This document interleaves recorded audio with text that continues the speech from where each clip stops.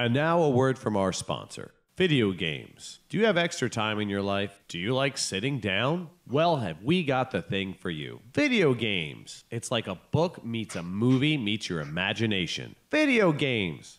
Now girls even play them. Video games. The other white meat. Video games. It's what's for dinner. Video games brought to you by the National Council for Advocacy of Video Games. Just kidding, we don't have a sponsor. You're listening to Season 5 of That's Life, the comedy podcast designed with your laughter in mind. So sit back, relax, and prepare to be entertained. That's life.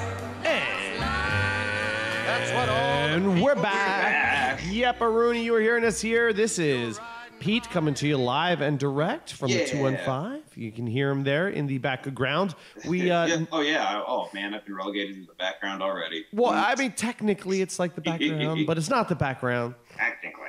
But speaking of, also we narrowly missed a Amazing Rando visit tonight. Oh, We ended up having to work, but that's okay. He's back in orbit, which means next pass we might be able to grab him. This week was actually more of a miracle that we were having a podcast here for episode 120 because I was crazy overtime all fucking week.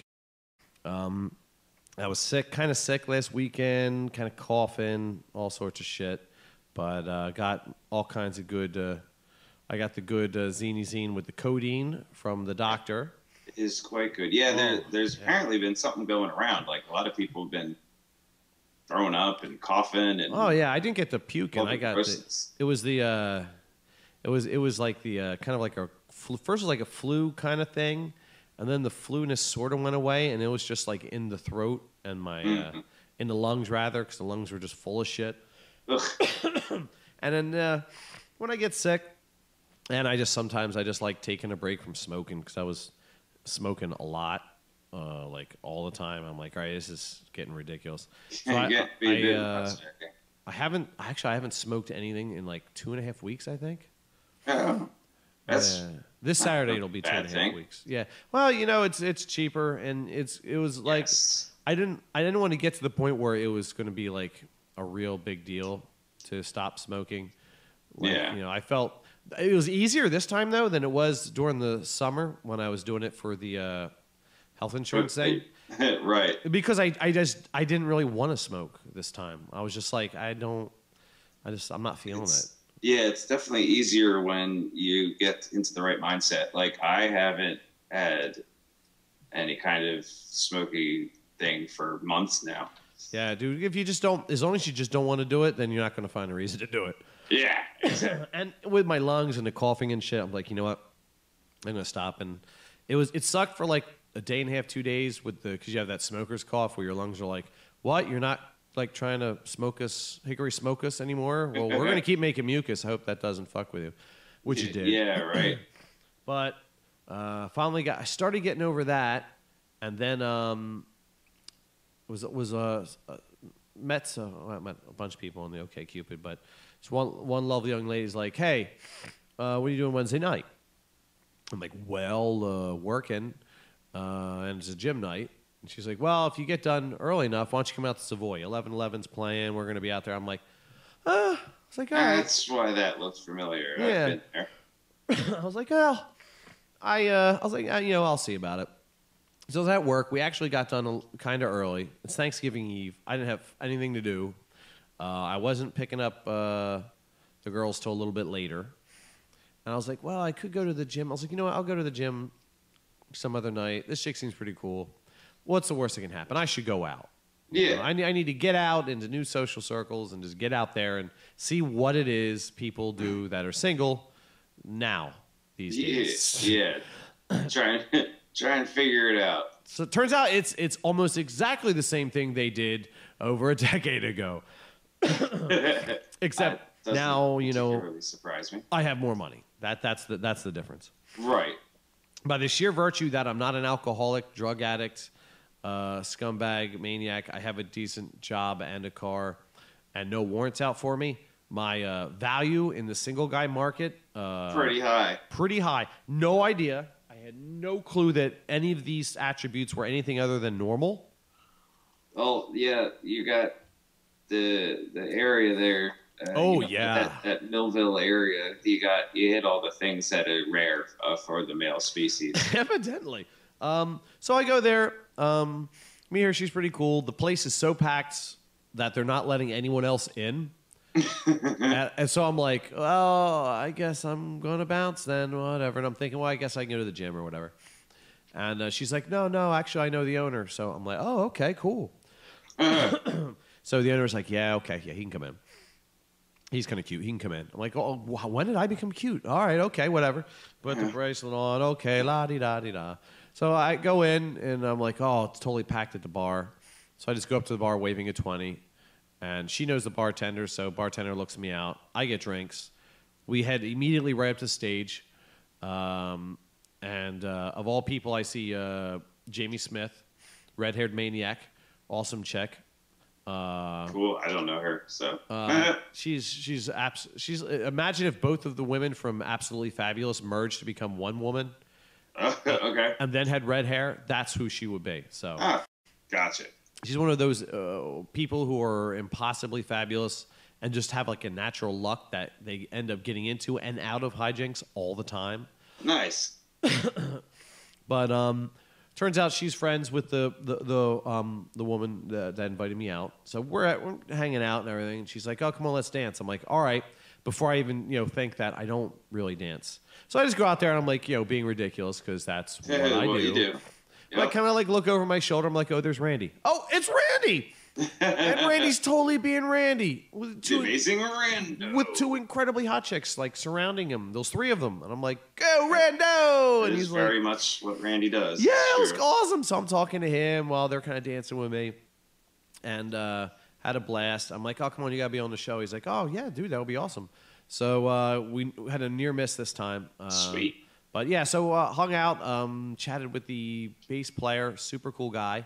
Him and a friend of his that plays there. They that's kind of like their bread and butter band. 1111. They do mainly covers, but their passion is actually jazz. Oh, sweet.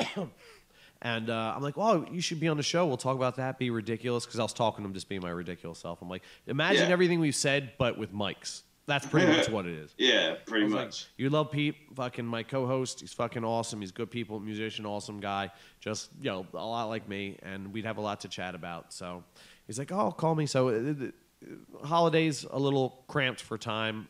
Yeah. And then, of course, 12's all of this week. So I'm going to try to aim for sometime next week where we can do something like that. Thanksgiving itself, I kind of got a late start. Only got my youngest because the oldest was doing teenagery things. Yep. So went out. They do that. Went out a little after dinner, but it didn't matter because it's really just, her seeing all of her cousins and seeing family and stuff. Got her back home. Everything was scrooby. I think I did something afterwards, but I don't remember. And then Friday, ended up going out to the bar with that same chick, and bumped into Richard Hollingsworth. And Friday was just too much alcohol consumed between Wednesday night and Friday for me. Mm. And so Saturday, I just sort of chilled and did fuck all because I felt like shit. So this is why I don't drink almost every night. This is because I was drinking cider like it was going out of fucking style. Yeah, if you're not like getting back into that. Or you jump right back in the deep end. You get, you feel it. I got the bends. I went too deep in the deep end. I was like, oh shit, okay. So I took Saturday off, and Sunday I picked up the girls. Usually we would do it on Black Friday, but obviously things are a little different this year. So we went to Home Depot. Got both my babies. We went out and bought a tree and some lights for it. And brought it over here and decorated it. And I was going to decorate it fully, but I forgot to get the ornament hooks. Oh, oops. Well, for years, all of my ornaments have been like secondhand or meaningful. Or most of the Kim time. always took care of it if they were new or whatever. I don't know. So it's kind of like, oh wow, starting from scratch. But that's okay, Yeah, I mean, and even then, it's just hooks. It's not that big a deal. Yeah. So this week, I get them Saturday instead of Sunday, and we're gonna finish it. I never used it before, but I'm gonna use Garland on this go round, and then we'll put the balls on, and take some pictures and shit. But I love the lights I got on this. They're LED lights, but you can flip a switch. Oh, nice. And they because like right now they're just like that really nice crystal white color. But you flip a switch and it becomes a colored strand. Ah, sweet. And that's fucking rad. I have a lighted LED star on the top. That actually Kim had found it, and I don't know how she got it, but she's like, "Hey, if you want this, you can have it." And I was like, "Well, thanks." So that's the star now. That's just how that's the story of the star now for the rest of my life. Until the next time I get fucking to the next pickle I'm in and I end up having to start over. But right. But you flip a switch and all these lights turn to colored lights. So it's real. So you can have both ways if you want. It's fucking pretty neat. That is pretty cool. Let's see the last bit of what's new. Did a bunch of reading, but I didn't do any show notes on it because I just finished them. Okay. But next time I got some really cool shit on those books. Working crazy overtime. Oh my god, I haven't lifted since like fucking Monday of last week, and wow. And I'm dying inside, dude. It's like, oh. So I hopefully tomorrow when I'm done work at like 1 a.m, I'm gonna fucking knuckle up and go back to the gym and then get back into the thing because I got lots of dude, let me tell you, Wednesday night, Pete, Carl felt it was like exactly the antidote for the blues. Because like, sweet. As you well know, I've been like working out diligently, trying to eat right, trying to get myself back into presentable shape, or the best shape I can be in. Because, I'm single and stuff. But because of work and just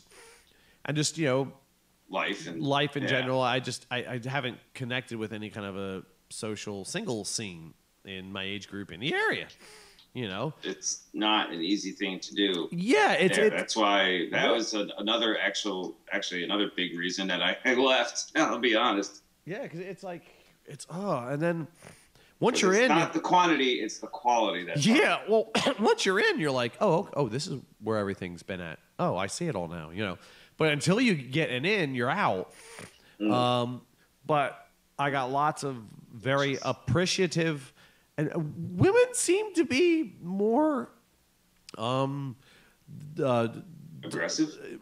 Maybe it's aggressive. Yes, definitely yes. But like just will put their hands all over you, like under your shirt, up over, and just tell you that they love your muscles and your arms and your chest. And I'm just like, well, thank you. They're actually a match set. They do all sort of travel together. I tried actually when I left the house to come here, I had 2 left arms on, and I just kept going in circles. So I had to go back in and take the extra left off and put the right on because they didn't match. And they're like, "You're funny, you're cute." And so it was like, if someone was to script a night where Carl felt great about himself, everybody said the right things, and I was like, "Oh my god!" I was like, "I gotta tell Pete, this is awesome." That is really cool. That's why I texted you. I'm really happy to hear it. I'm like, oh my god, Pete, everything's turning around now. It was like somebody like just played the right notes on a piano and unlocked and a whole wall opened up in my head. And it's like because I was really happy to see that you were having a good time. It just like kind of came out of nowhere. Yes, it really did. And I was like, awesome. Like, yay for you, definitely. But this is a bit. I'll have to ask him about this because this is a lot to come out of the blue. Yeah, it's just like, is this? Well, I only had like maybe. Like, you didn't. I had no idea you were going out or anything. It wasn't like me either. Said like, oh hey, I'm gonna be going out. I'll let you know how it is or anything like that. So it was just suddenly Carl at a large social event. And I was like, oh, maybe. Because from the one picture, it was just like a big ass crowd of people. Dude, yeah. So I was like, oh, is that like a work dinner or something? Like, was it the holiday dinner? I don't know. He'll tell me about it. Yeah. No, yeah. It was like 700 people there, dude. It was awesome. Oh yeah, it looked fucking packed. I was like, oh shit, this place is not so bad. But yeah, so that was it was like the perfectly constructed night, and it just unlocked the door in my head that going through some other kind of things, which are kind of suck. But that just like turned it all around in the span of like an hour. I thought I was just going to go there and not know anybody and sort of stand there for a little while till, she got tired or I got tired. But like, all right, well, hey, man, this has been fun. I'll talk to you later. Instead, It was just like, okay, Carl, remember where you left off, before you stopped being single when you were just Mr. Loquacious, funny guy, socially guy, everything's happy, everyone's laughing, having a great time. Yeah, just pick it up where you left off. Just do that. And I'm like, whoa, okay. Then I feel like I stepped out of a time machine or something kind of. I don't know how to describe it. It's fucking crazy. But I give it 2 thumbs up. That's my what's new there, Pete. Awesome. And I will be drafting some notes for our Christmas episode. Oh, yeah. Because we absolutely have to have our That's Life Christmas episode. Maybe we'll just have season 5 end with 2015 and pick up season 6 with 2016. Cool. That works for me. Since last time, like, keeps the numbers all easy. We jammed, and then it was just like things just got crazy. Then cops showed up. I was like, okay, well, we're not going to finish that set because if the cops were here already, yeah, it's like I'm just going to drink some until I decide that okay, I'm going to be ready to go home in an hour, so I'm going to stop drinking. But yeah, what is new? Because that was a big one for me. What is new with you? Yeah, you had the exciting what's new. My what's new will definitely pale in comparison because I am a boring motherfucker.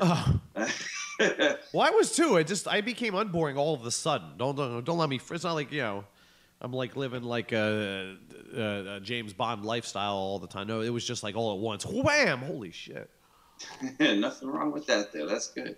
No, I've just been working at the grind, man. Like, just doing getting too that money. Much of the work thing. Yeah, I guess my whole deal is just like getting shit in order and getting more just I don't know, settled, stabilized, something kind of. Well, that's good though. You definitely got to knuckle down. That's like an activity that sort of just builds you up some. Yeah, I'm like pretending to be all growed up and shit. Like, right on. Like I'm adulting, like a proper adult. There you go. Making plans and doing things for the future or some shit like that. Yeah. But yeah, like because of blah, blah, blah, blah, words. Because my dad is going to be moving back to Jersey the end of next year. Woo! And he wanted me to come with him, but I was like, yeah, no, that's not going to happen. I know, but let me dream. I like Philly.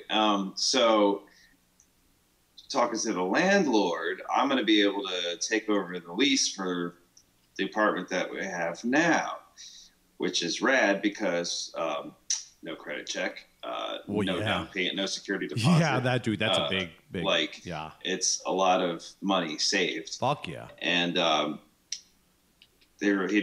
landlord was like, oh, rent's going to go up like $50, and it's like, whatever, because it's still under $1,000 for a 2-bedroom fucking that's pretty nice place right in a nice neighborhood. So not gonna complain about that.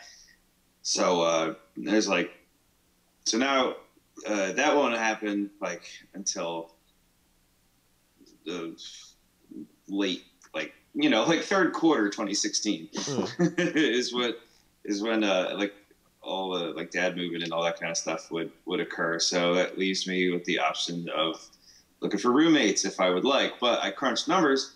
I don't need a roommate to live in this place. That's the best situation to be in, because then you can have a roommate, but if it doesn't work out, you can not have that roommate and find another roommate. It's no big deal or whatever. Yeah, and that's when I was talking. One of the cool things is like I could be real choosy. Like. I don't have to be like, oh my goodness, you're probably going to be like, you'll probably work. Maybe I hope. I don't know. I need you or I'll starve. Yeah. Yeah. So I can just be like, no, I'm sorry. We're going to have you fill out this application and I'm going to run a background check. And, so like, my buddy Alan, wants to. Super cool dude. which would be fine because he is one of the most responsible people I know.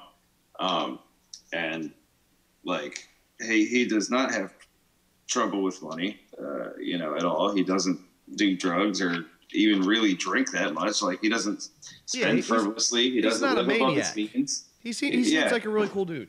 He's very cool, pretty chill. He's a good foil to my insanity, because I can be pretty fucking wacky and stuff. Oh, yeah. And he's a good straight man for that type of thing. That's an option, but the issue there is he has a cat, and my place is no pets, and so he was just like, no problem. You can bring the cat. Yeah, just throw the cat away. And I'm like, he's like, I got to bring the cat. And I'm like, well, then I guess, I don't know how that's going to work for you. Good luck. But that's like, But, dude, it's a cat. You can, like, take it somewhere, and it'll be just as happy if you don't or not around it. It's a cat. They don't care as much. It's not like a dog, which is like, oh, my God, I'm so dependent on you. I'll die without you. A cat's like, oh, yeah. Oh, you're breaking up with me? I was going to dump you anyway. Mm-hmm. Bye. I already had broken up with you years ago. Yeah, shit. I was just staying for the health benefits. Yeah, pretty fucking much. But anyway, that's whatever. Things to figure out. Like I said, it's a nice feeling to be able to go, I actually do not need someone else to fucking survive. I can be 100% independent. Oh, yeah. That's a fucking rad feeling, I'll tell you what. Yeah, because you can, like, walk around naked all the time. It don't fucking matter. Yep. You just, like, come home whenever. You can sing really loud. I have a high tolerance for solitude, and I actually like to kind of hang out by myself sometimes. So yeah, sometimes it's like, all right, I've had enough of the world. I just want to fucking play Star Wars: The Old Republic and not talk to another living fucking soul for the entire time I'm awake today. That's my goal. Yes, it is. And you can do that, or if you're out somewhere and you meet a lovely lady and you're chatting it up, and she's like, hey, so do you have some etchings I could look at? I like your arms. And then, like, you can be like, all right, well, where do you want to go from here? I don't know. Where's your place at? You can be like, oh, all right. Is there a bed there? Yes. Yeah, absolutely. Yeah. Except, let me move 600 pounds of books off my sofa. Yeah. Then sit on it and go, I don't think I've ever sat on this before. Like, I don't say, why don't you sit on your sofa? Like, why would I? Why do I need to? Yeah. Look at the chair. I have a chair. Or like, let me move aside my streaming setup, and we can be more comfortable. Because I've got like, a computer chair and a big ass fucking green screen and like laptops, and like there's just tech everywhere. Yeah, no, I did get that question. Back there somewhere. How many computers do you have? I'm like, well, there's 1, 2, 3. Why do you have 3 computers? I said, well, that one's for gaming. That one's for audiovisual and interneting and shit, and for editing, the visual elements of the podcast and posting it. And that one is strictly not connected to the internet at all, ever, and it's just for the studio. She's like, do you ever go on all 3 at once? I'm like, well, yeah, sometimes, but it's not as cool as you think. I'm not like, okay, I'm like fucking huge Jackman and swordfish. What's that? Swordfish, yeah. Swordfish. Nowhere near that fucking cool. I'm not fronting. That's right. We're not hacking into the Pentagon. We'll get the blowjob. No, yeah, usually I'm trying kind of bad, but trying to hack into me forgetting to turn on something. That's pretty much me. That's my hacking. It's like, oh, I forgot to plug that in. Trying to remember the fucking password for whatever site we're trying to get on there. I'm in. It's just me clicking on the right button. It's nowhere near as exciting. Hey, it's the small victories, man. All right, well, we'll get some good. But yeah, I mean, for the most part, just what's up with that chick, that girly girl, the Melissa? Fizzle out, it fizzle in. Is it in limbo? It's kind of She's in Florida visiting friends this week. It's just like, it's scheduling, man. Just scheduling has been a nightmare, but there's still plenty of interest on for both parties. Like, oh, okay. That's what sucks when you're an adult. all the time, you know, with all texting and like Skype and online, and then like there's lots and lots of interaction, just not like in the same physical space. Like proper date interaction. Right. It's just because it's been like it's hard to schedule things, and she's shy for whatever reason, and but it's all good. Like I don't know, I enjoy having someone to talk to that's like, you know, nice, a real normal fucking person. Yeah. And, you know, who actually enjoys talking to me for some fucking reason. Oh yeah, I'll take it. It's all good. It's nice to have that validation through communication. Just yeah. Hey, you're desirous of my person. Well, what a coinky dink. I am desirous of your person. Let's make each other laugh. Yeah, it's weird, you know, like having positive connections with somebody, you know, that's like exactly what I would be looking for in a person of the female persuasion. Woo! You know, they're the best. Educated, own job, own car, you know, her own fucking money, no fucking kids. Not going into jail or coming out of jail. Like, yeah, it's not a fucking stripper or a drug addict or any weird combination of any of those things. Like, you know, normal chick, or, well, I mean, you know, normal for me. It's a gamer, purple hair, streams, fucking, oh yeah, she's awesome. She's got a fucked up sense of humor. A must. You know, doesn't get offended by anything I say, which is good because I say some messed up stuff. You know, if anything, she finds it funny. So like definitely still good mojo there. Oh yeah. And good win. You know, I invited her to her and her friend person that she's visiting to tune in this evening, but she figured they weren't going to be up this late, so I was like, all right, that's cool. Yeah, it's a little late for the straights, but that's cool because we I mean, that's why we record these things, so people can hear them whenever. Listen to them whenever. I have a pretty a couple like what is it, followers on the Forged Dragons channel that we're streaming on overseas, so it's a good time of day for them to be checking us out. Oh yeah, prime time. So unfortunately, the one guy was just like, "Oh, I'm not that interested in WoW, so I'll see you later." And I was like, all right, whatever. You'll miss out on the funny, but it's not my problem. Yeah, the funny's still there. Just ignore the WoW. Focus. Yeah, on the I was funny. like, I'm only having this because I need a game on to not get kicked off the streaming for Twitch, and because I can have it going and not focus on it. Cause, like, because you're just like letting your hands. I can't play BioShock because that's what I for Black Friday I picked up all 3 BioShock games because I think Infinite came up on sale for like $8. Holy shit! And I was like, oh sweet, I wanted to buy that again because something dumb happened last time and they removed it from my collection because I bought it. All right, so I bought it when it was like $30 on sale, and then I bought that and like one other game, like Magica or something, another game at the same time, and had them paid for, money out of the account long enough for me to beat BioShock Infinite and start playing it again. Oh shit. And then one day, so this is like, you know, so now we're talking about like 2 months later, I noticed I have like 50 extra bucks in my bank account. And I was like, rad. I don't know where that came from. That's cool. It turns out where it came from was a fucking credit back to Steam for no fucking reason for the 2 games that I had bought. So Steam banned my fucking account for like 6 months, and I can't use that credit card anymore. That's fucking. And I was like, this makes no fucking sense. So, and consequently, they took away BioShock Infinite and the other game. I didn't care about the other game because I didn't really play it that much, but I actually enjoyed Infinite because the story was fucking fantastic. Bastards. The gunplay is terrible, but the story is great. Oh, dude, story can save anything. So it was on sale for $8, and I was like, dude, that's awesome. I'll totally buy that. So I go over to the page, and Bioshock 1 is on sale for $4.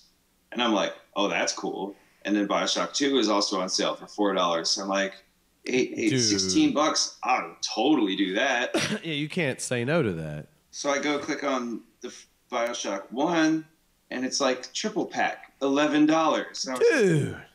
Triple pack? What's in the triple pack? And it's 1, 2, and 3, and it's $11. And I was like, sold. It just keeps getting better and better. So I started playing. I'm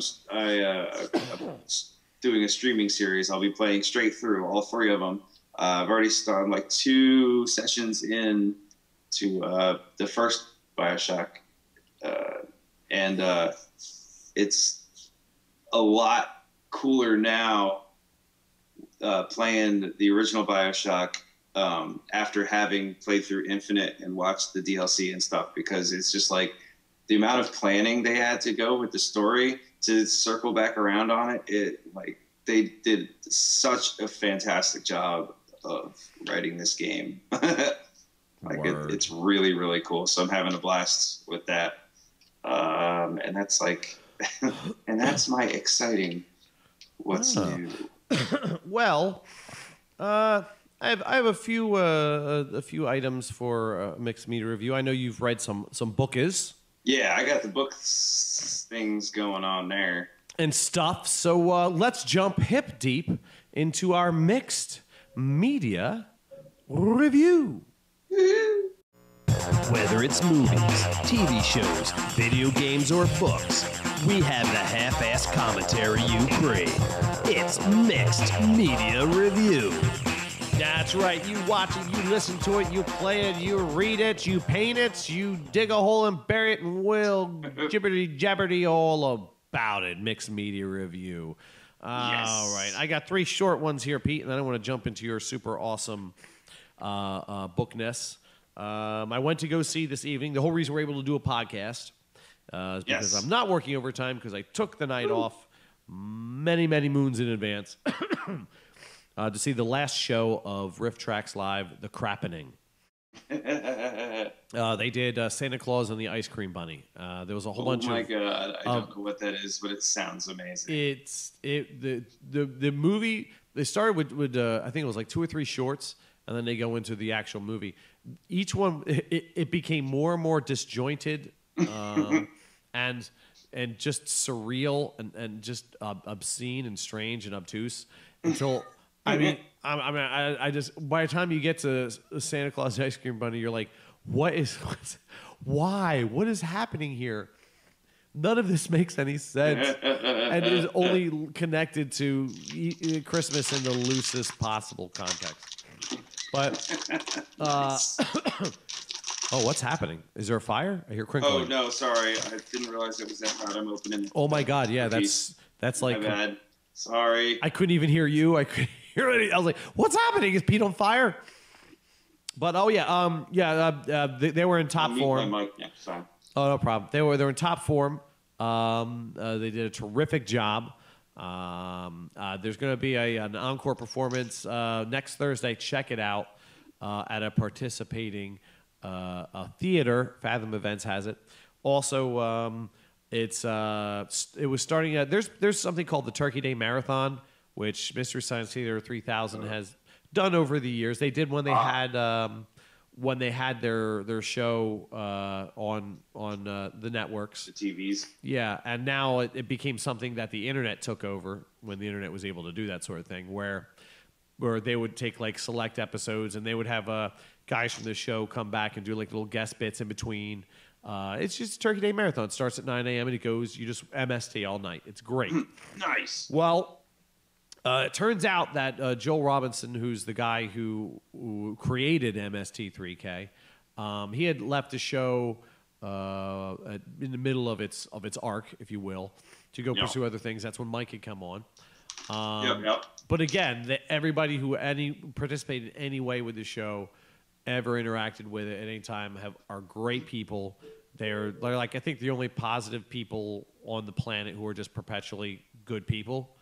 Especially in that industry. Holy shit. Yeah, it's just it's well anyway. So he said, I mean, we've been saying for years, oh God, we wish MST would come back, and we got Riff Tracks, and dude, Riff Tracks is great. It's its own animal. It is what it is. It's awesome, but it's its own thing. It's not MST. MST is MST. Now, Riff Tracks on the website, they are starting to make. Oh my God! What happened? What? Did you eat that? What was that sound? What? Oh, you just ate something. It made a horrible crinkling sound. I thought my shit was muted. Why are you still hearing that? Oh my God! Yeah, that was totally. That was like it got closer to the mic. Can you hear me? I can hear you now. Totally. What the fuck? I got my mute button broken. That's that's awesome. Yeah, I feel like an asshole. I think your mute button doesn't work. I think it actually makes it louder. It must, because I'm over here like trying to turn it. I'm turning this on and off, thinking I'm chewing and oh man. Yeah, that was terrible. That was great. That's awesome. That's the worst way to find that out. But it was funny though. Because you thought it was muted. It's not like you were just sitting there, la la la, fuck you. La, you thought it was muted the whole time. That's the worst. Well, fuck it. Now I'm gonna talk with my mouth. Oh God. I'm trying to be like professional. Shit. No, you can go fuck yourself with that. Oh fuck. But all right. Well, anyway, yeah. So Riff Tracks is making available MST episodes, which is great. That is cool. But anyway, so Joel has his project where he's bringing back MST. It's a new iteration of the show through Kickstarter, right? Yeah, and he completely, totally achieved the hell out of his goals. Oh yeah. I mean, it's gonna. Felicia Day plays the mad scientist. Oh my goodness. And you know what? I love Felicia Day as a person. I have trouble connecting with a lot of her creative endeavors, like her acting. It just doesn't. I don't know. It just doesn't like flip my switch for whatever reason. There's nothing wrong with it. Just I don't connect to it, you know. But and that's how it is. But I love what she does. I love her contribution to the video game and geek culture and internet culture. I think that's great. I got respect for her. I just love her. She's amazing. She's beautiful, beautiful, sweet, wonderful. Beautiful. For redheads. Whoa, yeah. But especially redheads in the nerd space. Oh yeah, it's like the trifecta. It's the Venn diagram. She's at the center of all the spheres of the different awesomes. Oh yes. But anyway, sphere her awesome any day. Well, now it is the ultimate fucking Venn diagram because now it's MST3K alumni. She plays the evil scientist, and I think she's fucking awesome. I think she should have been playing the bad guy all along. Yeah. Dude, she nailed it. I was like, oh, Felicia Day, huh? Well, but I'm like, after watching, because they aired a lot of the like little skits and stuff during the Turkey Day Marathon. That explains the commercials. She, in some of her like geek and sundry type stuff, she's like, yeah, doing stuff, can't tell you about it. I'm like, okay, what's that about? Now we know. Yep. She's going to be her henchman, her evil henchman is going to be Patton Oswalt. Oh yeah, dude. Oh my goodness, that is brilliant. It's terrific. They've got 3 comedians that I don't know at all playing the part of Servo and Crow and the new guy that's now in space in the Satellite Love. I don't know who they are. I've never seen any of their work, but they have a great chemistry. Nice.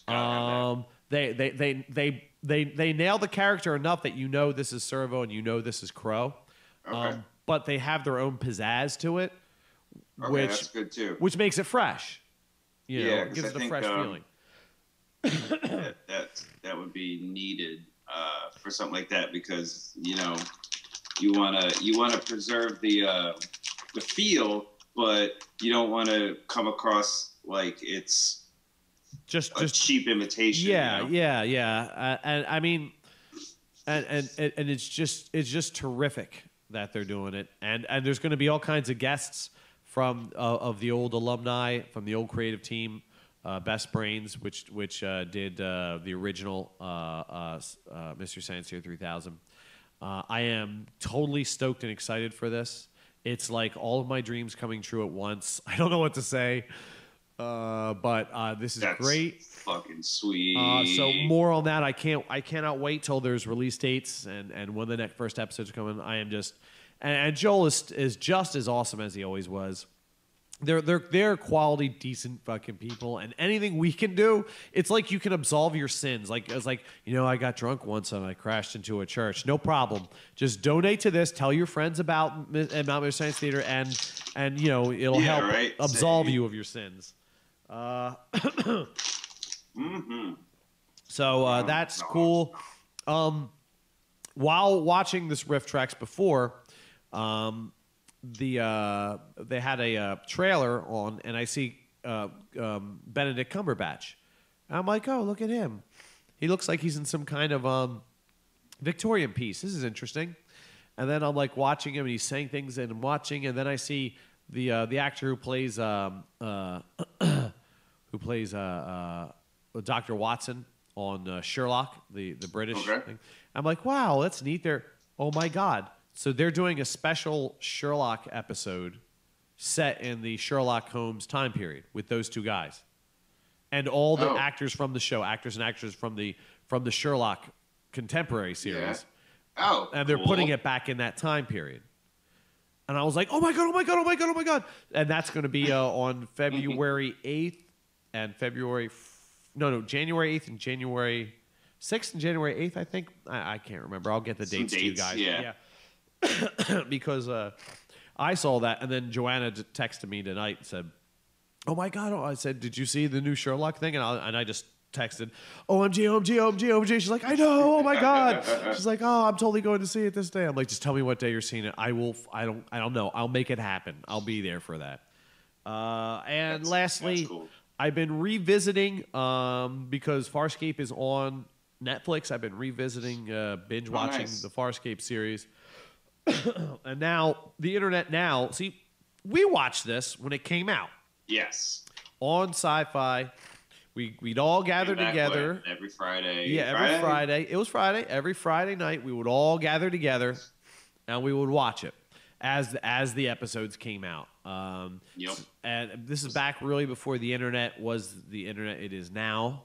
Yeah. When there were still 28 baud modems. Exactly. And most of you kids don't even know what a baud is. Yeah, you have no idea any of the words Pete just said, but all of them were slow and horrible. Yep, and made those scary fax machine noises. Yes. Yeah, it was That's really how you talk to AOL. If you wanted to watch a porn, it was kind of like, the Chinese had that saying, a village doesn't wait until it's thirsty to dig a well. Well, you don't wait to download porn until you're horny. Because you start like after Sunday school or something, because it would be a long time before you got the whole fucking video down.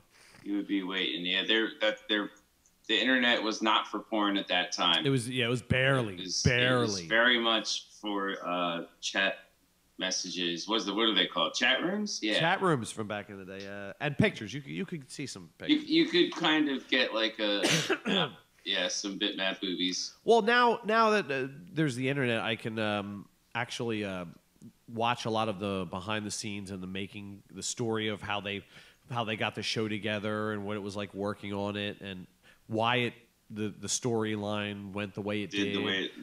And that's cool. That was really really interesting, and interesting to hear the actors and actresses. The scalding hot Claudia Black, who is just everything. And it is no coincidence the slight resemblance between Claudia Black's character of Aaron Sun and my ex-wife, and why I gave her a day in court in the first place, because it was like similar builds.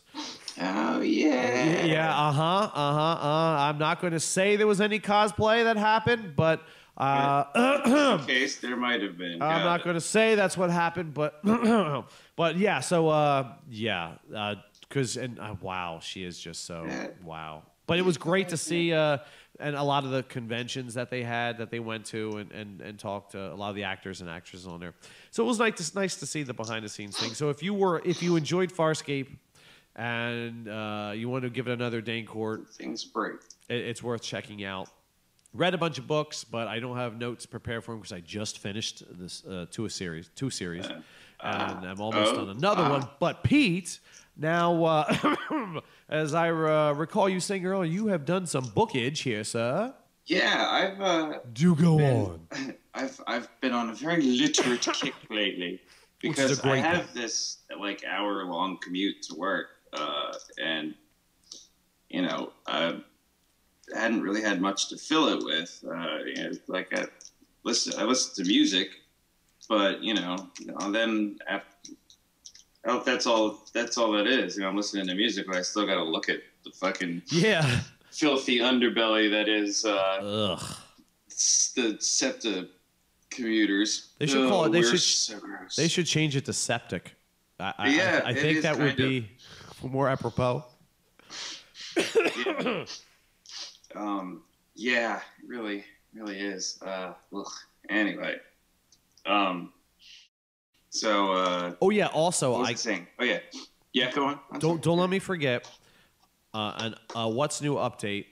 I actually got to try a Viagra pill because I've always joked about. Oh, I'd like to get a bucket of Viagra. Remind me to tell you about that. Okay. It was fucking insane. Go ahead, Pete. Please tell me about the books. Funny, interesting thing. So, oh, Jesus. It was like one day my dad's like, "Oh, I just finished reading this book that." Wait, no, nope, that's not how it started. It started with The Martian. What? Oh, we talked. I thought you meant like a real Martian. I'm like, wait, huh? This story just took a right angle. No, it kind of started with The Martian. Okay. But I know we already talked about that. Yes. And I read it and stuff, so I won't do that again. And once I finished that, like a couple weeks later, a little bit later, my dad comes to me with another book, and he's like, "Oh, I just finished reading this. I think you'd really like it." It's called Power of the Dog. I don't remember the author's name, but I'll look it up real fast. That way we have... Got to know the author's name so we can give him a little pseudo plug. Don Winslow. Okay, there we go. Is the author's name. And he's got a new one out called The Cartel, which is a continuation. But we're waiting for that to hit paperback so we don't have to pay $8 million to read it. Yeah. So what this book is about is it's set over this span of a couple of decades, starting in the late 70s, ending in the mid to late 90s. And it's a story of intrigue about the war on drugs, the amazingly failed war on drugs. Colossally failed. And it's really interesting because it's based around this guy who's ex-CIA out of Nam, who was put into this brand new task force called the DEA, and it's about the people. He's like half Mexican, half American, and like he goes into Mexico, and it's all this kind of stuff about where he meets all these guys in the Mexican law enforcement, and they set up these big sting operations to get rid of the guys growing all the cocaine and stuff, and he accidentally helps to set up this new gigantic empire of drug lords. Oops. And then it's just like shit goes and it spirals out of control, and you meet all these people, and it's like, how do they have anything to do with anything? And then it's like it's a really great and compelling like web of craziness that draws all these different characters together, and like all of the double crossing and the scheming and the kind of like some whodunit type action going on in there. And meanwhile, it parallels the real events that occurred. Like they talk about like NAFTA and like Operation Phoenix and Condor and like real shit that went down. Oh shit! During like the Reagan administration and the different like things that were going on in the Bush administration and all this kind of stuff with this fictional story. And it's just like it is a page turner, man. I couldn't put it down, and I read kind of slow. Like I don't. it takes me a while to get through stuff, but I just burned through this book. Like, you know, I almost missed bus stops because I was just so into it. Oh, yeah. What was the name of this again? The dog? Power of the Dog. The Power of the Dog. Yeah. by Don Winslow. Don Winslow. Yep. Very good read if you're into that. It's I mean, I would put it in the same category as like a Tom Clancy novel, except instead of being like all military, it was DEA, like drug lord type of stuff. Gotcha. And really, really good. Really good. Crazy good. That was the first one. So I was like, you know, so no. Ate that right up. And I was like, all right, I need another book. Absolutely. So the next one I read is a book called Legends, which may or may not sound familiar because there is a TV series based on this book on TNT starring Sean Bean. Okay, all right, yeah. It's like in the second season, something like that. He's like a super spy or some shit. Oh, it's so crazy. So what the deal is this guy, the main dude, Martin Odom is the character's name. Okay. He is a retired CIA agent who is passing his time as a private detective in Brooklyn.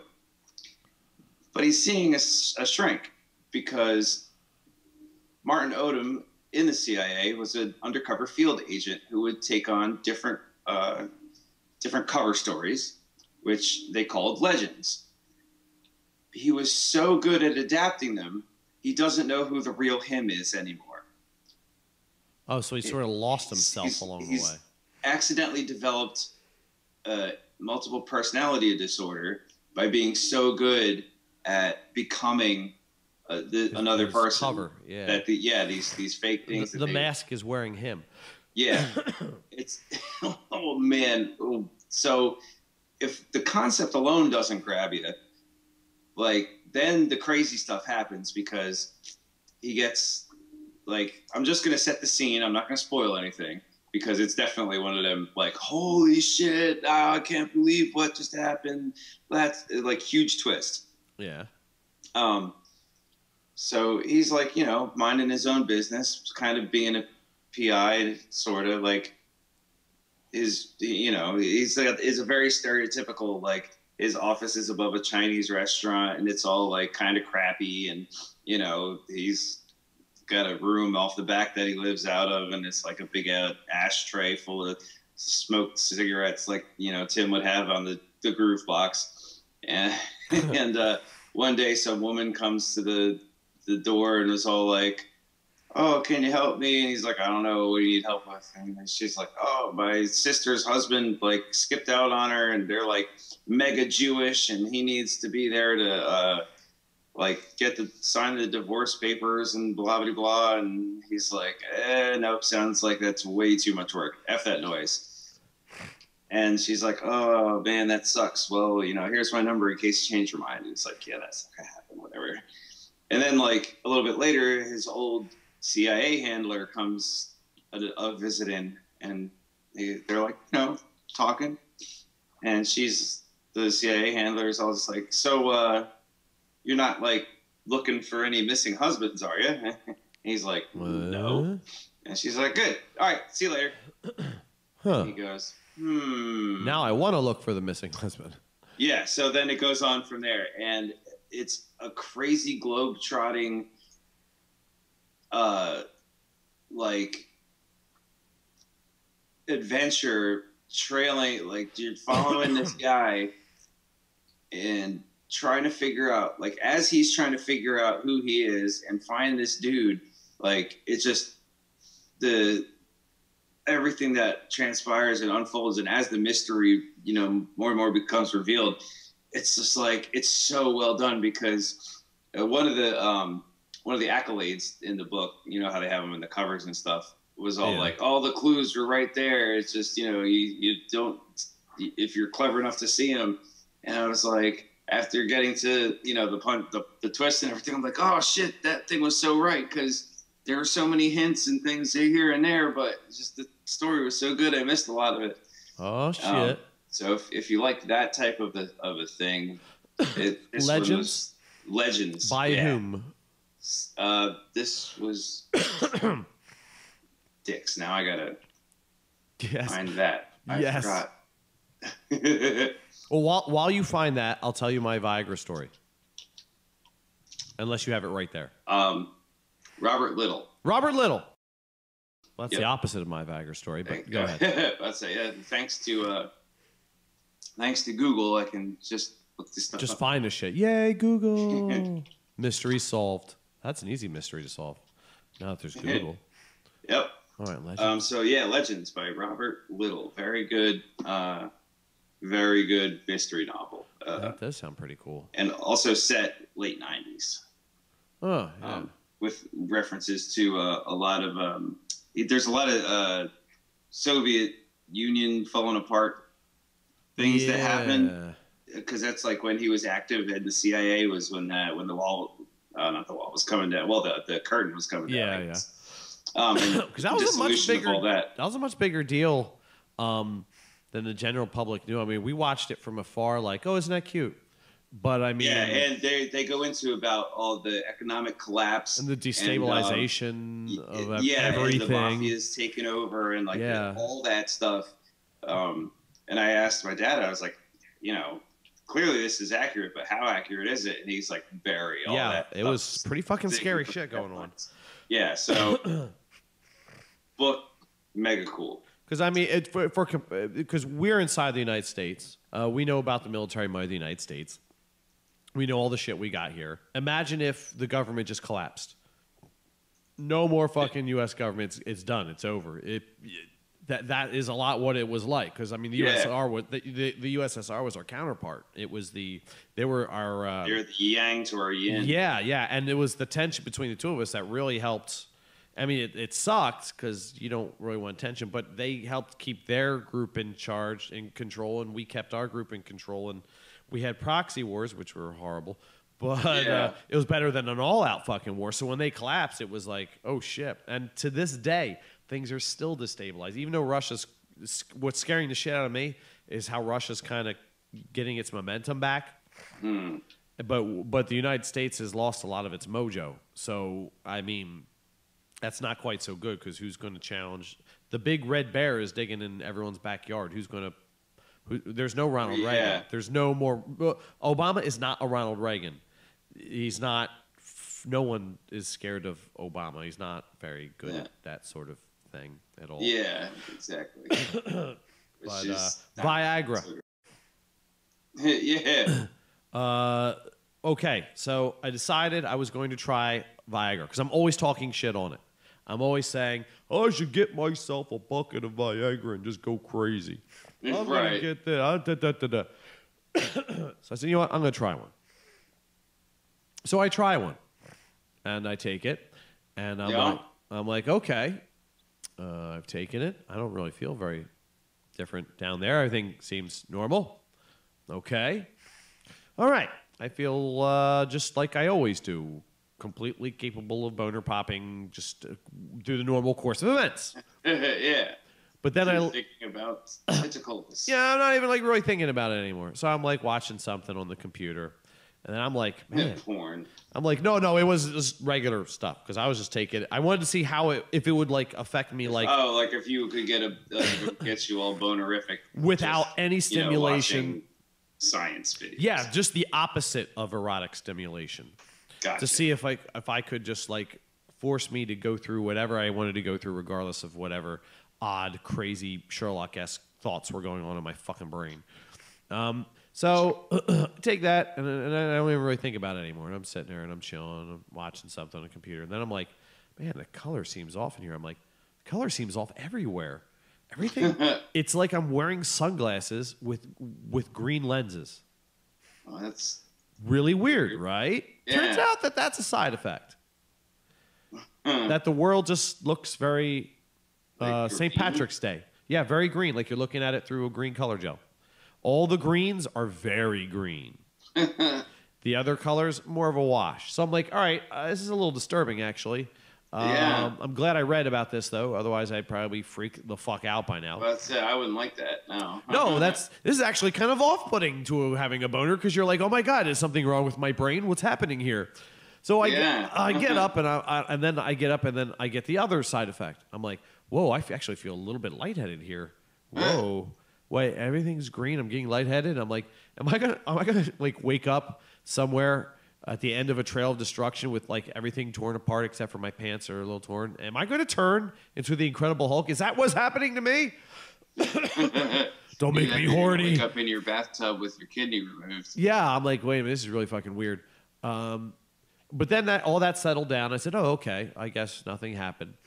So I'm like sitting there and I'm watching Tyson talk about fucking science funding. It was him and 3 other scientists, and they were having a big debate about stuff, and I'm watching it, and I'm like, yeah, man, you know what?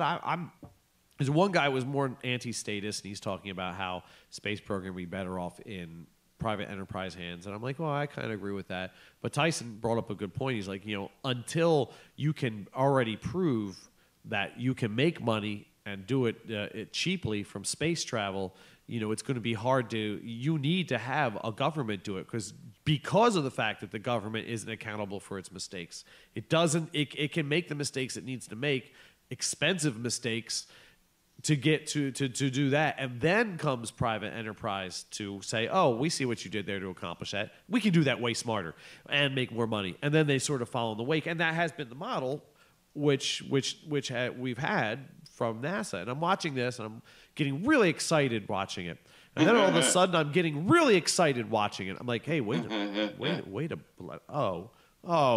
for real? Wait a boner moment. What the? And yeah, it was like exactly how Ronda Rousey should have been in her last fight. Stiff and alert. Unstoppable. And I'm like, wow. So she was definitely bleeding. Now not so much. Her last fight, poor Ronda. She got wrecked. Dude, everything that she said that Holmes was going to do to her, that she said she was going to be ready for, Holmes did. Holmes totally schooled her. Just kept like walking backwards, getting her angry. Getting her sloppy, getting her confused. And then when you could see Ronda got kind of nervous. So she's like, all right, time to end this with an arm bar, which is like her judo shit. Once she gets your arm, it's over. It's done. You're either going to tap out or snap out. You got right. Pretty much. You're gonna have to decide whether you want to tap out or you have your arm fucking broken. Yeah. So she actually got her to the ground twice, I think, maybe even 3 times. Every single time, Holmes managed to get out of it. It's just because Holmes is like 18 feet long. She's so tall, and she's just all about moving and staying moving. And fucking Rousey is a tank. She's a fucking Terminator on 2 legs. That's what she is. That's what she does. Yeah. But dude, fucking Holmes was just boing, boing, boing, jumping around and just kept punching her in the fucking face. It's like I was watching her like this. I was like, this woman is like the most Amazonian of Amazon women. Like she's freaking so hot.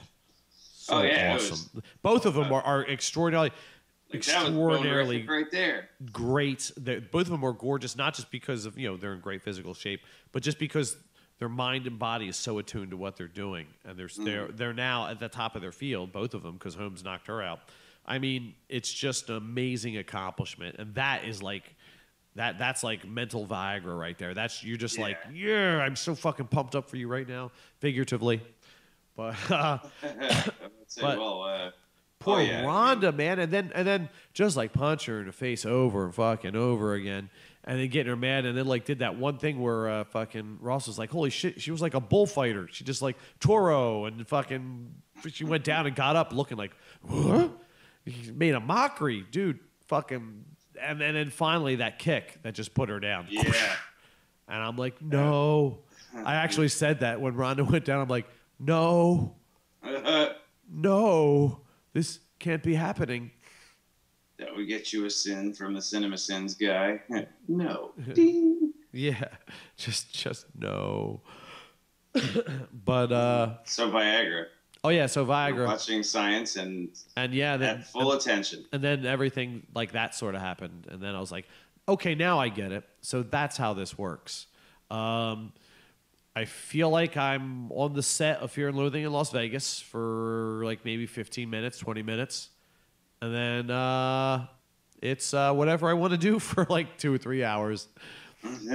I can just, go out and chop down cherry trees or something. Okay, all right. That's fully acceptable. So I actually did it. I finally did what I've been talking shit about for how many years now?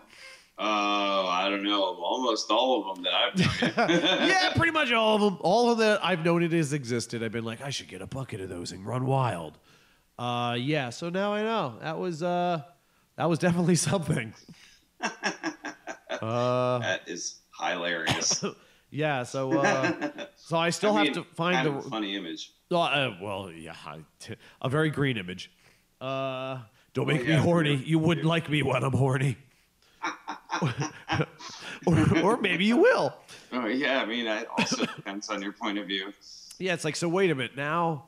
So it's like all the skills and patience and of decades of experience, and then 1 decade of just going monosexual for a while, and then like a year of like nothing but pain and suffering, and now out of jail, out of prison, with all my criminal skills, and I can. Holy yeah, okay. I'm going to get in some trouble. That's just, oh my God. It opens up a lot of doors, and the doors that it doesn't open, you can batter them down. Yeah, right. It sounds like you'd be able to pretty easily. You have an onboard battering ram, so it's all good. So yeah, Merry Christmas, everybody. And then more books. More books. Your boner story is finished. Totally done. One final book I read. I didn't know you had another book. I was going to wait till the end. I'm sorry, Pete. Go ahead. No, that's all right. I thought you. I just violated it. I couldn't keep it in my pants anymore. No, actually, it works because of the last book that I read was Red Dragon by Thomas Harris. Okay. The first time we were introduced to Lecter. Oh, that Red Dragon. Yes. I've been meaning for years to read that. What did you think, Pete? It was fantastic. Really? I really liked it. Especially compared to the best of the movies, where would you put it? Oh, it directs the movies. Really? Yeah. That's awesome. It's so much better than, I mean, Silence of the Lambs movie-wise, I would say is the best of the movies, of the films. And so this book is better than that. Like, it's no shit. The book, you really don't see the Lecter character in this one because it's not about him. He's there. Yeah. Like, the character was created in this book, so he exists. And but have you watched the show at all, Hannibal? No, I have not. That show takes a lot from this book about like what Will Graham and the FBI agents and stuff, what they've gone through comes from this book, stuff that's mentioned here. And the show Hannibal is really, really good with Mads Mikkelsen as Dr. Lecter. Oh man, he's good. But Red Dragon is like, as far as murder mysteries go, it feels like how Silence of the Lambs played out. Like, they know who they're looking for. They're just trying to catch him. And like, so the Lecter character is being consulted as to like they ask him like, what do you think of this guy? Here's a case file. And that's kind of it. And then the murderer guy sends him a letter, but he it's just the serial killer is a twisted person, like all kind of problems with this whole thing where he's becoming the dragon, and he needs to show these families his love and murder them to absorb them into his becoming. And it's like, it's fucking twisted.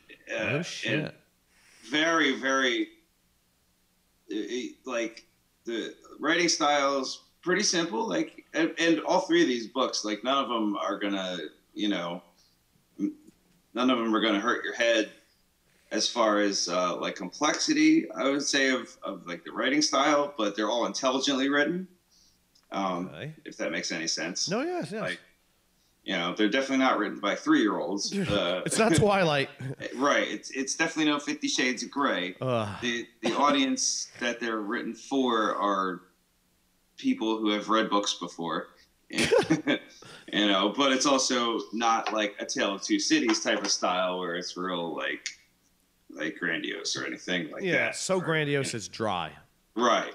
And it's like, and I could say this about all 3 books. All of them are super well paced.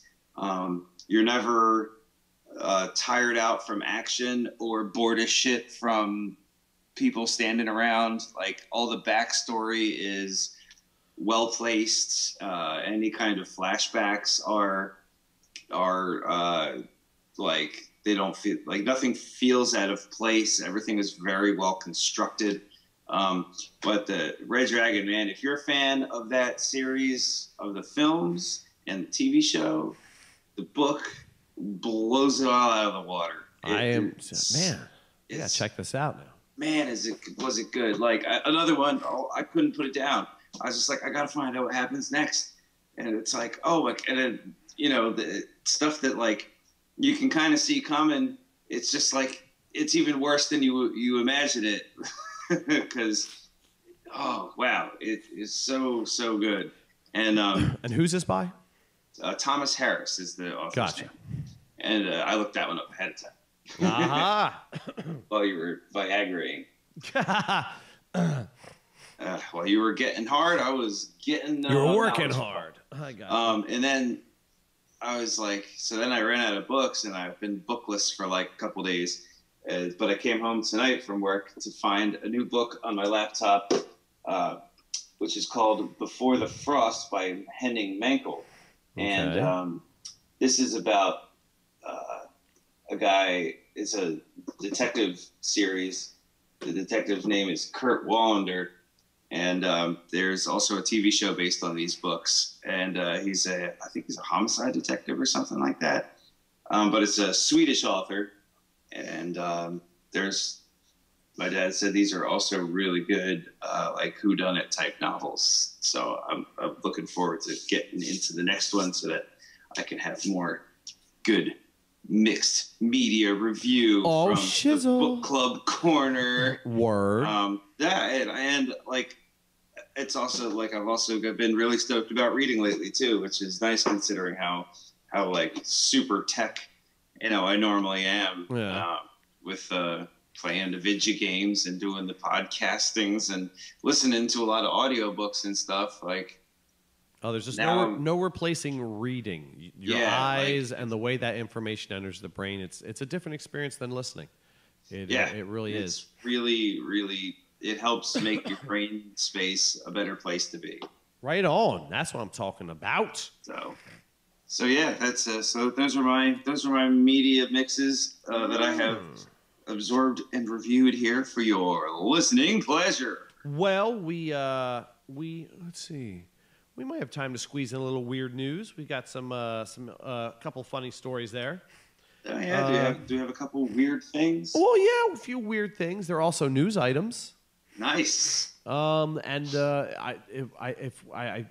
do believe we have a segment for this. Oh yeah, we totally do, man. What is it called, Pete? I can't remember. Let me think. Hold on. Where's Google? Oh yes, weird news. Woo!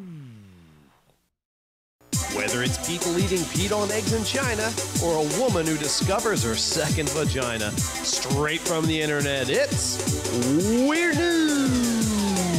That's right, weird news, some of which is brought to you by way of Chuck Shepard's newsoftheweird.com, some from the Smoking Gun, the Raw Story, HuffingtonPost.com, and some from random sorted APR news sources scattered throughout the interwebs.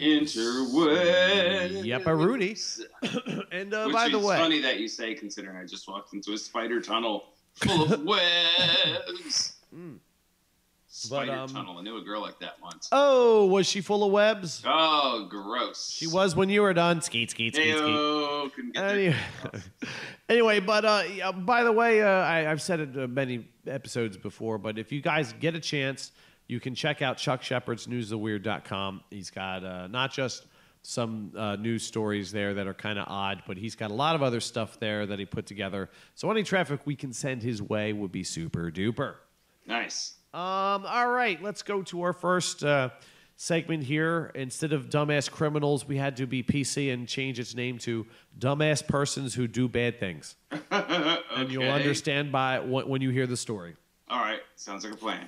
Skeptics feared it was just a matter of time until the political correctness movement turned its attention to dignity for thieves.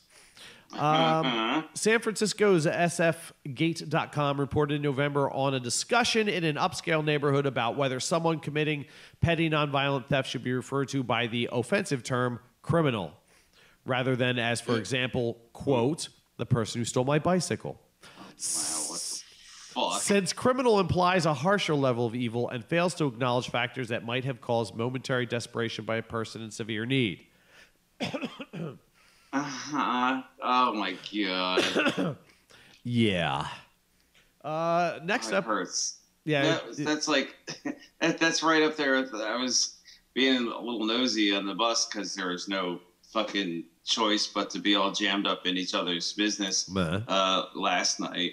But this guy was reading a book, so I kind of like reading over his shoulder, and it was like one of these fucked up, like mega religious propaganda pieces about sex. Like the party he was at was like how sex is viewed in different ways by non-God fearing people, and it's like, oh, sex is spiritual, like it's elevated from being demonic up to being up to being heavenly. Like the author of this book is saying that sex is an evil demonic thing. I'm like, no wonder these people are so fucking uptight. They're not allowed to eat a bucket of Viagra and get the rocks. Yeah. Fucking assholes. Sorry, I guess. That's all right. That shit pisses me off as much as the whole PC movement does. Oh yeah, well, we got some more. We got some more PC bullshit. Yes. This next one's called Young Ass Criminal. Lowering the bar and zero tolerance. Here we go. The 6-year-old son of Martha Meal was given an automatic 3-day out-of-school suspension at Our Lady of Lourdes in Cincinnati back in October, after emulating actions of his favorite Power Rangers characters. He pretended to shoot a bow and arrow at another student. He didn't have a bow and arrow. He mimed the action. Principal Joe Craccioli was adamant, insisting that he has no tolerance for any real, pretend, or imitated violence. What the actual fuck? An exasperated Martha Meal confessed she was at a loss about how a 6-year-old boy is supposed to block out the concept of a superhero fighter and instead say he was a superhero counselor. Like, what? Why? Oh, no. Huh? That's from WLWT-TV in Cincinnati. WTF-TV. Yeah, really. What the fuck? What the fuck, man? Like, just it's pretty fucking bad enough gay. Our kids are becoming stupid and pussified and just being told it's okay to feel entitled about shit.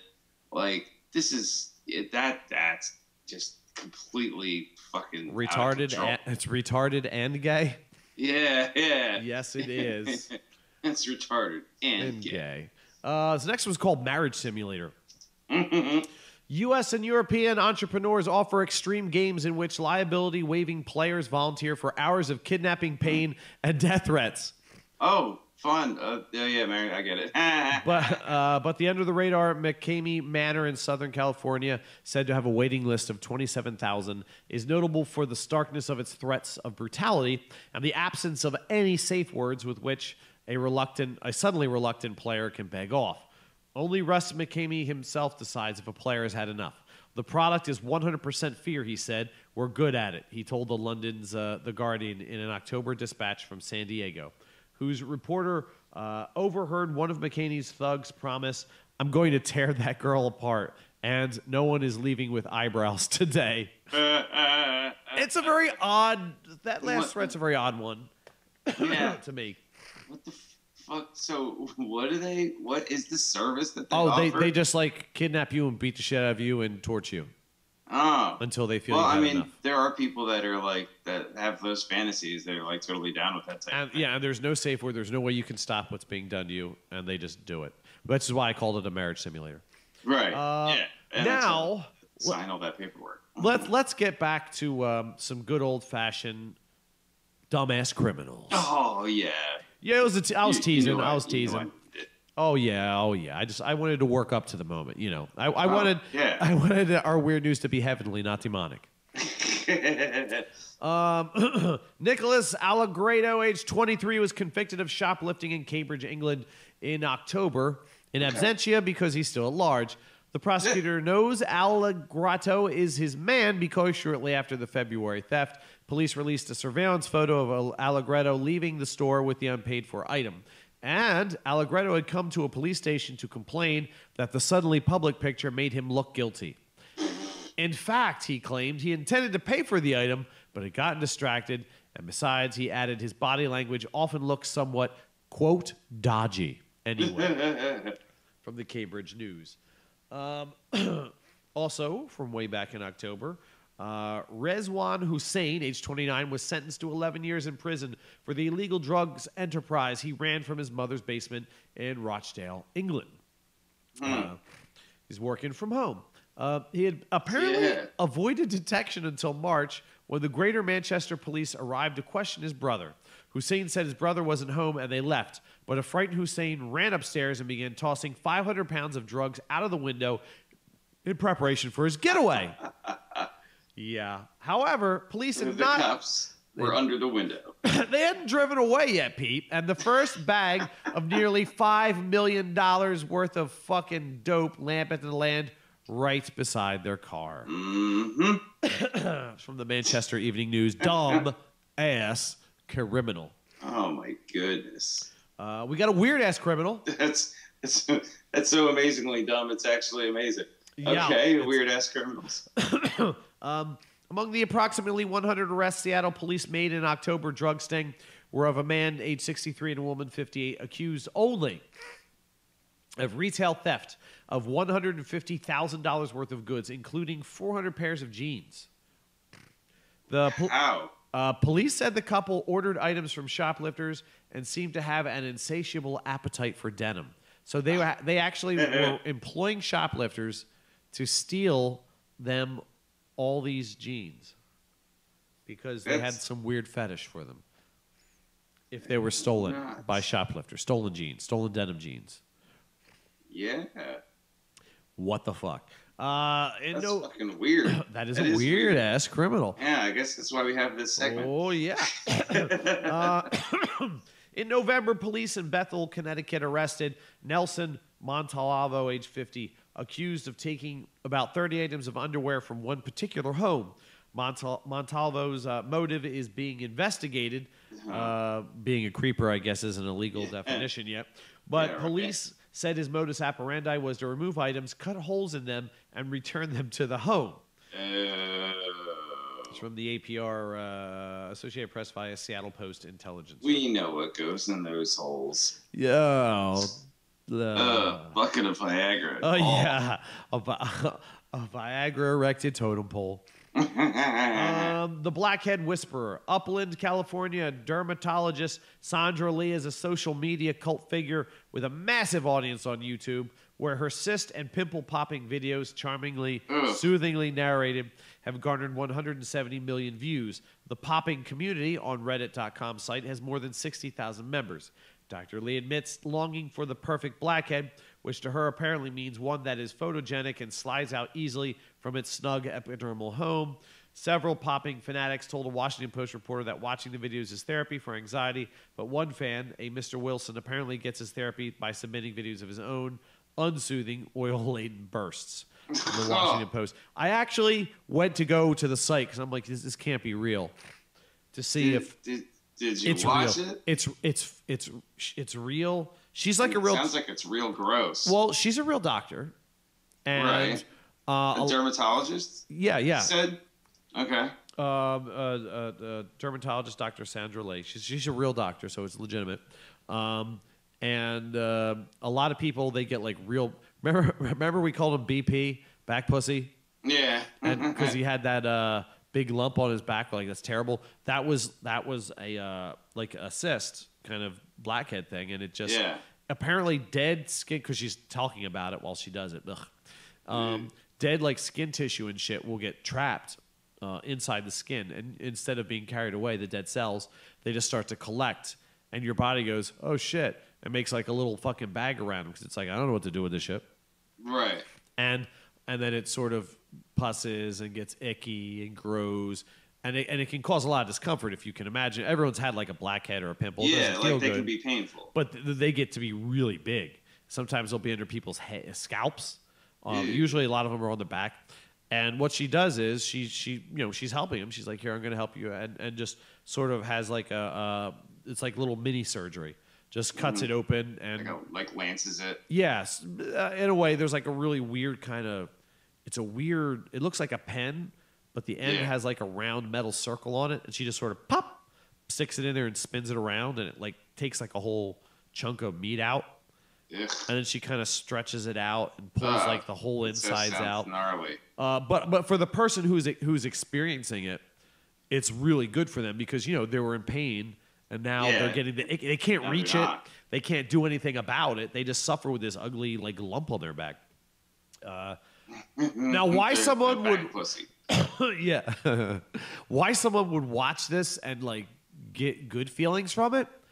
Don't understand. I watched part of one. I'm like, all right, I can't. No, I was interested in it just for because she's describing it medically, and I'm like, I've always wondered about how blackheads are formed, what the deal is, how the body deals with that and stuff.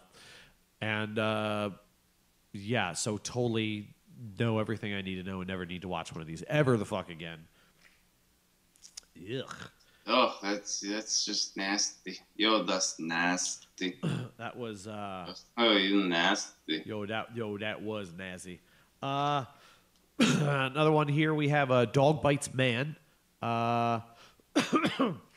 And this one, another human was shot by his dog, this time in October in Kosciuszko County, Indiana.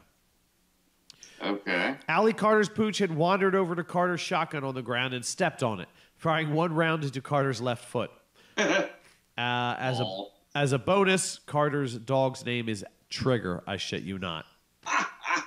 So that is awesome. Yeah. And a half. Well played. Another one is this last one's called Follow the Yellow Brick Road. The yellow what? The Yellow Brick Road. Oh, okay. I wasn't sure if there was a pun there or not. Well, it kind of. Let's see. Here we are. A truck driver in Ashton, England, in October was working for a company named Dasher Intelligent Logistics when his tractor trailer got stuck in a narrow alley. It was directed there by the sat-nav in violation of all common sense.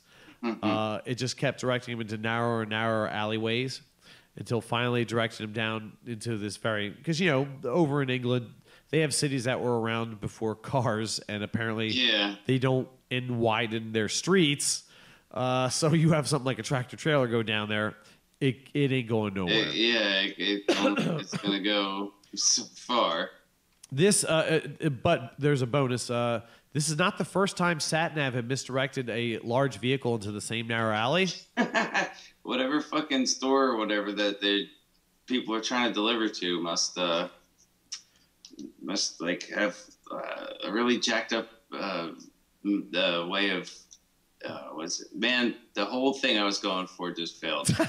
It got stuck in the alleyway of your brain. Yeah, done messed up my fucking. It couldn't make it out to your mouth.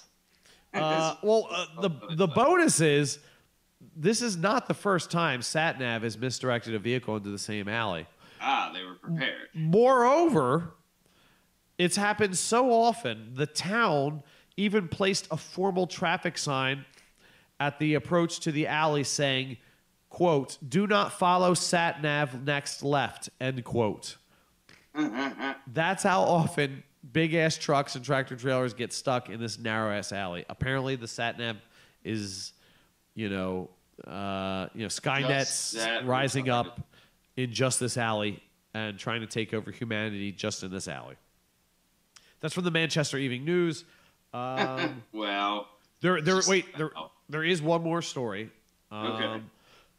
A strip club patron called police to report that he was assaulted by an adult dancer after suggesting that she should, quote, go to the gym and lose weight, according to a South Carolina police report. Kyle Yeomans, age 23, told police that he was at Derriere's Gentlemen's Club in Myrtle Beach, Derriere's, early Sunday.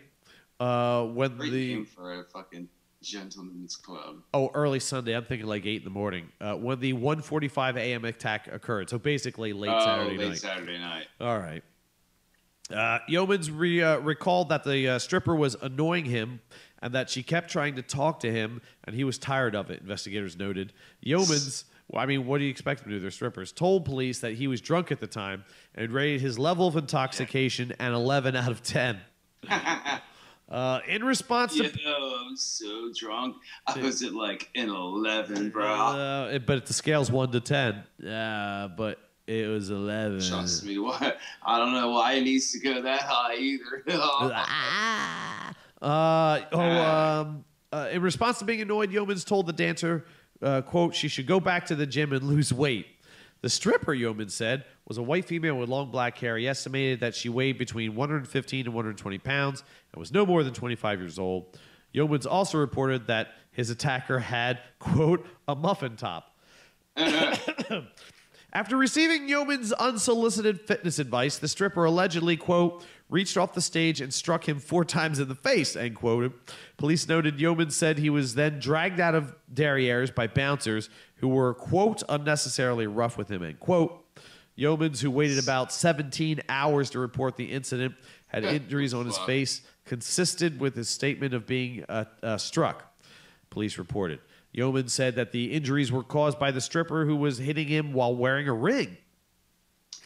That can hurt, especially when you're a dumb drunk dude just standing there. It sounds to me like he fucking deserved every ounce of this beating. Probably, yeah. Witness Joshua Hillian, a Yeomans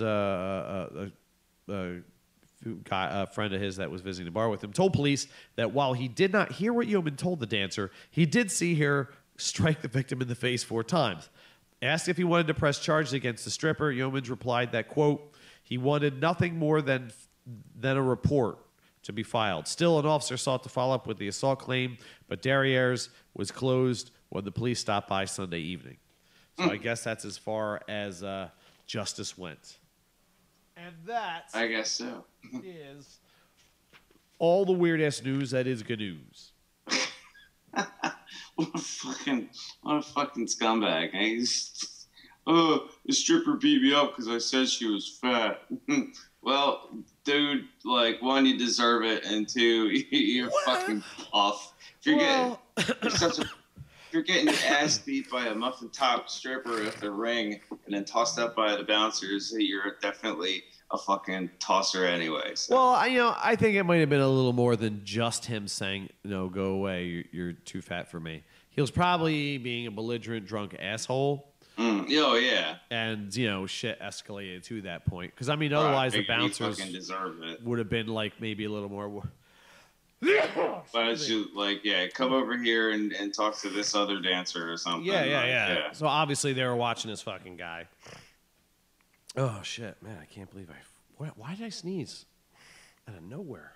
Why did you sneeze? Well, no, usually I'll get some kind of a warning or something, like I feel a sneeze coming on. That one was just like my nose said, hey, fuck you, sneeze. Very much like my microphone mute button decided to say, hey, fuck you, I'm not working. Oh, fuck. But yeah, so we learned a lot tonight. Oh, man, I'm like hella educated. Learned about some awesome fucking books that Pete read. Yeah, I can't recommend those enough. If you're into reading stuff, go out and make the reading happen with those, dude. Oh yeah, especially Red Dragon. I totally want to read that. Yeah, you should. If you have any interest in that, definitely jump on it. It was super well done. Really creepy bad guy. Yeah, I like that shit. So we learned about some great new books, lots of riff tracks stuff. Oh yeah, I can't wait for the Mystery new Science Theater 3000 Reborn. That's looking to be fucking awesome as shit. So anywhere there's shit about that, any kind of the new MST stuff on the webs, the interwebs, check it out. Give them traffic. Tell a friend. We want to raise as much interest in this as possible. So they can attract some sponsors and the like. And I'm sure they'll be smart about what sponsors they pick. Oh yeah, most Riff Tracks is a lot like that when they do. It started with we just want to get this one movie. Like they wanted to get Starship Troopers. Oh yeah. To riff. So they started crowdsourcing it, and they got the money for that and for another film. So the next year they decided, hey, let's go bigger. We want to get Godzilla, the one with Matthew Broderick, and they got that and enough money for Anaconda, which was just hilarious, dude. That was fucking funny as shit. So this year they went the full Monty, and they wanted to get enough to do something they called the crappening. Where they got enough for 4 movies all year. Oh shit! Was it 4 movies or was it 5 movies? 5 movies all year, and they did. So that was this year. So I mean, the crowdsourcing is a wonderful way for we the public to sidestep what different networks, entertainment sources believe we should be watching, and we can vote with even if it's like $5 or $10. Yeah, dude, it's worth it. It shows that, hey, I like this so much, I'm willing to pay for these artists to do what they're doing. I mean, it's good. It sends a message out there for decent sponsors that won't be scumbags and will let them do their art. Say, hey, look, here's some. Let's jump on board with these guys. And it's a direct way for you to tell the artist, we like your shit. Please, please do more stuff. That's one of the good things about crowdsourcing these type of any kind of project is like you said, it allows the public to vote with their wallets. It's a great way to judge interest in a thing. It's good stuff when it's being used properly and not to just steal money has been a problem with a lot of these things, but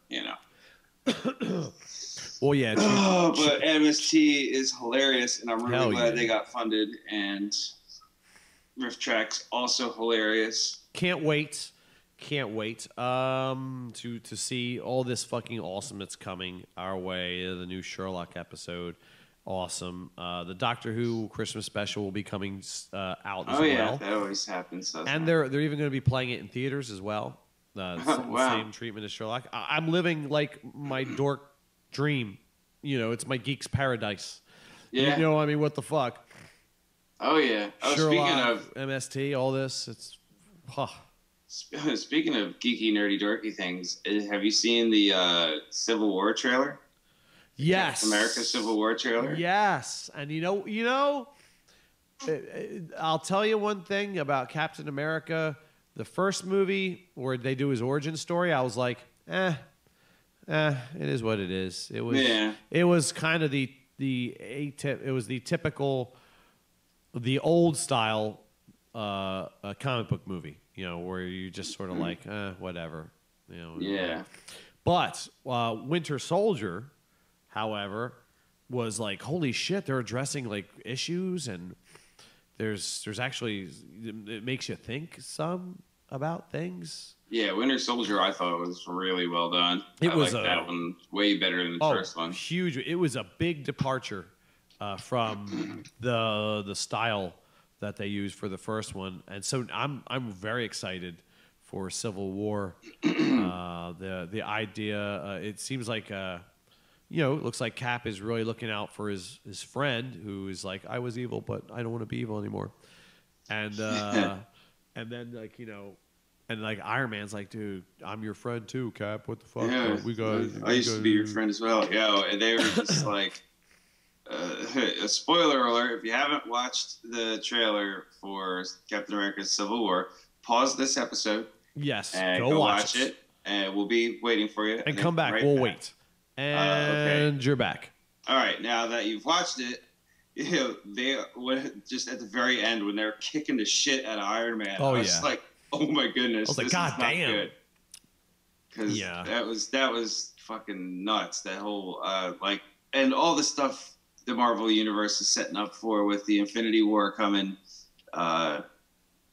With after we get Guardians and stuff, and I can't wait. Although it's interesting how they're doing it so out of fucking cycle, considering what's it called? Civil War just happened in the comics like last year, and the Infinity War was in the 80s. Yeah. But that's okay. That's all right. They're making it work. Books are magical. Yeah. They're making it work, and whatever most of the departures that they take from the comic books, I'm sure are for good reason. Many of them have anyway. Problems the way they do it. I love the Marvel movies. Like they've all been those ones that seem kind of dumb, like had seemed like stupid ideas, have been incredible, fucking shockingly great. Yeah.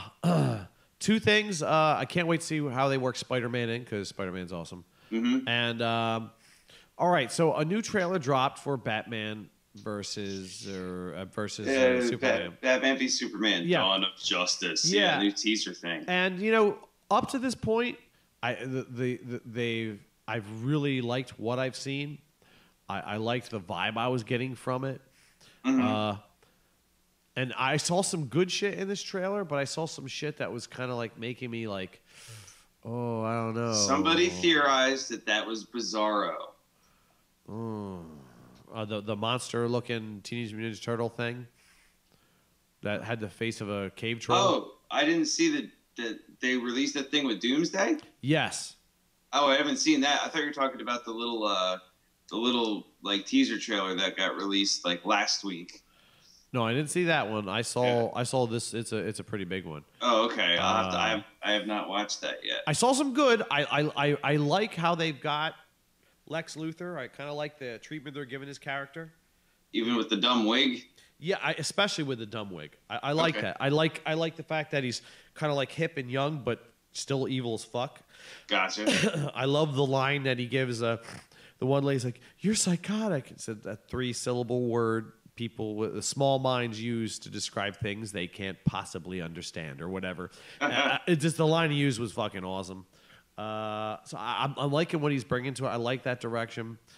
I was like, oh, I don't know. I just got like a weird vibe from it. I don't know. Maybe just I'll have to watch it. You check it out and tell me what you think, and we'll talk about our.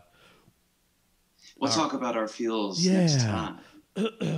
And maybe we'll like I'll fraps it and we can go over it point for point and pause it and discuss the things that we saw in it. There you go. It could be like our little our little experiment to analysis. it. Yeah, our experiment here into stepping out into new things. Now that big barn door in my head opened on Thanksgiving Eve. And into a whole new world of excitement and Carlness. New world. Oh yes. It's all that we could sing. Remember we were singing copyright. We were singing about the E flute. Jams the knife, it gets better. It was just so silly because we were so on point with all our fucking shit that day. That was the best. And no one else will get it who wasn't running E flute with that setup that day, but whatever. It was funny and fuck you, world. At least you guys can run E flute. Oh my goodness, our guys suck at that. I'll tell you more about that later. That's something we don't need to bitch about on the show. Yeah, especially when we're at the end here and discussing about all the awesome shit that we saw and we heard and all the greatness. And we learned that Viagra makes your dick hard. Yes, once you get through the phantasmagoric display of green and the little bit of lightheadedness, you're armed and fully operational battle stations, just ready to just pound the shit out of that Alderaan. God damn. But over and over and over and over. Amen. But yeah. Now that's how you end a season 5 podcast. Oh, yeah. With all kinds of happy positiveness. With happy positiveness, the color green, and limitless sex. Yes. Which brings us to... You've been listening to That's Life. That's life.